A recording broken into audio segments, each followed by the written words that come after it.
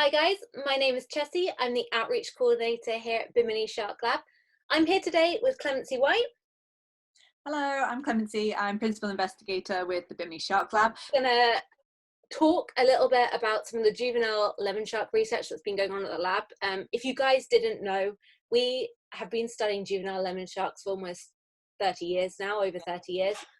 Yeah, so the lab was actually founded based on the lemon shark population that Bimini has. So Dr. Gruber was really interested in using that model population to find out about loads of different aspects of science. So parts of sensory biology, but also where they're moving, how they respond to different stresses. And our PIP project really kind of emulates all of those different aspects of science. And it's a really good example of how a long-term research project can answer a number of different questions. So yeah, me and Chessie actually first met as volunteers in the Shark Lab, and we did PIT together. So our friendship is formed on PIT, yeah. Yeah, back in 2017. You guys might be asking, okay, well, catching a juvenile lemon shark is very, very different from catching, the hammerheads we were speaking about last week or the tiger sharks the week beforehand. And you would be right. And we actually use a very, very different capture method to how we catch a big tiger shark or a big hammerhead shark. Obviously, juvenile lemon sharks, when they're born about 50 to 60 centimeters, which, I mean, it's tiny, very, very, very small. And so we try and be as least invasive as possible. And this is really where this capture method that we use called gill netting comes into play. Clem, you've been gill netting for days. You do a lot for your own project right now, but how does it work? What is gill netting? Yeah, so gill netting is the same technique again we've been using for the last 25 years in order to capture these lemon sharks, and it's a really effective method.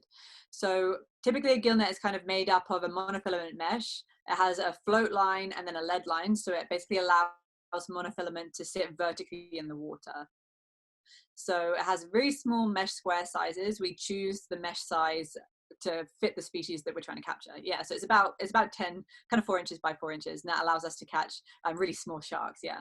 So our nets in total are about 200 meters long. We set them perpendicular to the mangroves. And because we know that lemon sharks exhibit these behaviors where they're swimming up and down the coastline, what that does is it basically blocks off that pathway. So any shark that's using that kind of waterway will get stuck in the gill net. They make a really nice big splash, and typically that means that we're very able to get to them quickly, remove them from the net, and then we're able to take our samples straight away. So it means that the amount of time they spend captured is very short, and we're able to get to them nice and quickly. Actually, a great example of a standardized gill net set that we do is we do something called pits that you might have heard us talking about. And this happens every year, normally around May, June time. And this is our annual census of the juvenile lemon shark population here in Bimini. It's a pretty big project. You probably have seen it on our social medias if you've been following us for a number of years. But what is PIT? PIT is a huge undertaking for us every year. Just like you said, the time of year that PIT's really important is actually right now. So between April and June, typically is the time that we see the large mature females coming back to Bimini to give birth. So lemon sharks display a behavior called natal phylopathy. And what that means is that they themselves will give birth in the same nursery that they were born in.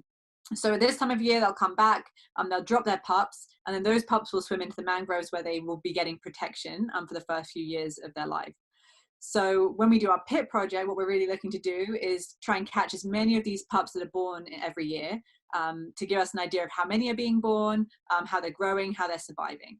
So that's what we call our PIT project. So there are 2 major nursery sites in the lagoon of Bimini. So sharks will either come back and drop their pups typically in an area we call Sharkland, or an area slightly north that we call the North Sound. So we'll set up to gill net for about 6 days in each of these locations. For each of those 6 days, we'll be doing 12-hour sets. So we'll set our gill net perpendicular to the mangrove in 3 different sites in each nursery. So that's a total of 12 nights and 12-hour shifts each night. Typically we're setting in the late afternoon and running through to the early morning. That's because these sharks are more active at night, so we're much more likely to capture them swimming up and down the mangroves during those hours. But it does mean that it's a lot of hard work, and it's a huge amount of effort for all of our team to be out 12 hours overnight. So that's why PIT is such a big and exciting project for us. Typically every night we'll have 1 boat stationed at each of those nets. They'll be checking that gill net every 15 minutes to make sure sharks are quickly removed.